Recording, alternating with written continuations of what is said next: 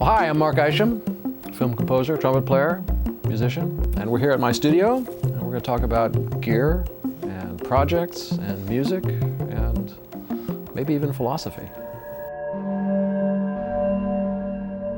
I think since we last talked, I've done God, I don't even know how many, but a lot of movies, a lot of different kinds of movies, and that's one of the reasons I love the film business, is because each project offers an opportunity to explore a whole another world.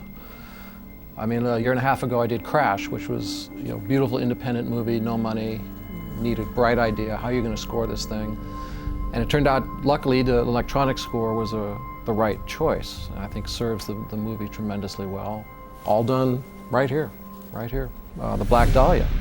This is a huge orchestral score, 95 musicians, Abbey Road, Studio One, London, England.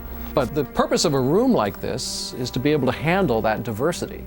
If you've got to be able to come up with a score that can come out of a computer to the dubbing stage, and that you've also got to be able to write for a 95-piece orchestra and turn out the MIDI files and the data out of the computer to pass on to the orchestrators and things like that.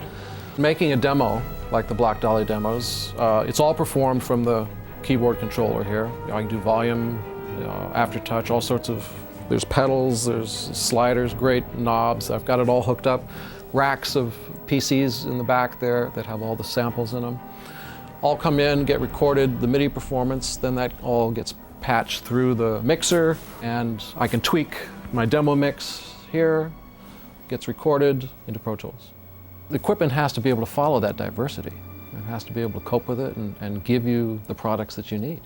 On a film, the first thing for me is to look at the picture. Spend a lot of time with it. It's usually about what that sound is. What's the sound of this world that this film is all about? And sometimes it'll just be me sitting playing a single note or a single chord and just flipping through sounds. Is it an acoustic film score? Is it an electronic film score? Is it a blend of them? Is it highly rhythmic? Is it ambient? Just start to narrow it down as to what the best vocabulary is going to be to really get help tell that story. And then the style will come out of that, whether it's very highly, strongly melodically driven, or is it more ambient? Is it just a couple of motifs and signature sounds? And of course, having a high-tech environment, you can check it out. You can put something in, pictures right there, you sit back, move 3 feet back, and become the audience for a minute. I've got a great team, and they're very talented, and I sort of make it my point of view as anything that they can do as well as I can, they should do. They'll make the sessions for the picture, they make it the sync, they get all the Logic sessions built, all the Pro Tools sessions built, they make sure the sync is all working, they get all the conversions that have to be made, but it all has to be done and it's all a lot of work. But it's great to have a good team. That way I can have more quality time to actually just do the writing. It keeps me really interested, really excited about doing this gig, When I was starting off, there was a bit of a back off because of no gear, right? And you would just have your pencil and paper and a piano, and then you'd never have the idea how that could ever become a film score, because you had to be hired in order to get gear to go the distance. Well, that's changed.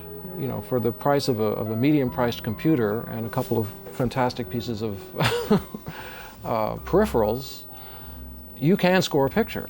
The project mix for me is a huge tool in very little space and on a budget. And obviously it's sitting here for that reason, because it's an incredibly valuable tool to get a total state-of-the-art professional job done. Great speakers, by the way. Love these speakers. Probably the thing I really find the most effective about the VX8s is the ease. We're in here for hours and hours and hours and hours, and then more hours after that. And you got to have speakers that are fun, accurate, and yet don't tire your ears out. With the VX8s, I know what I'm getting. I've always felt that one shouldn't blame the lack of finances for the ability to create great art.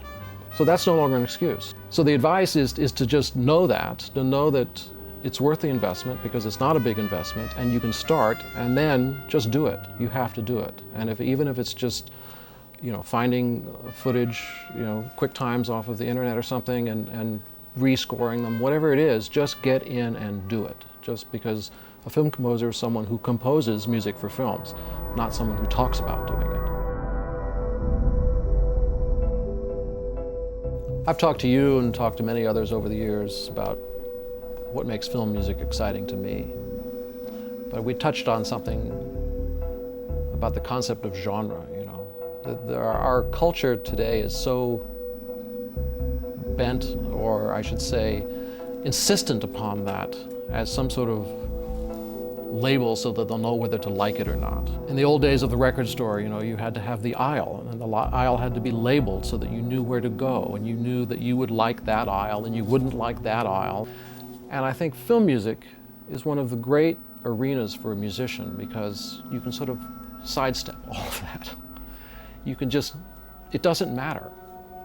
Because you can take the most obscure music that no A&R executive would ever think of signing, and if it's the right music for that story in that picture, it's great. And it could sell unknown numbers of albums.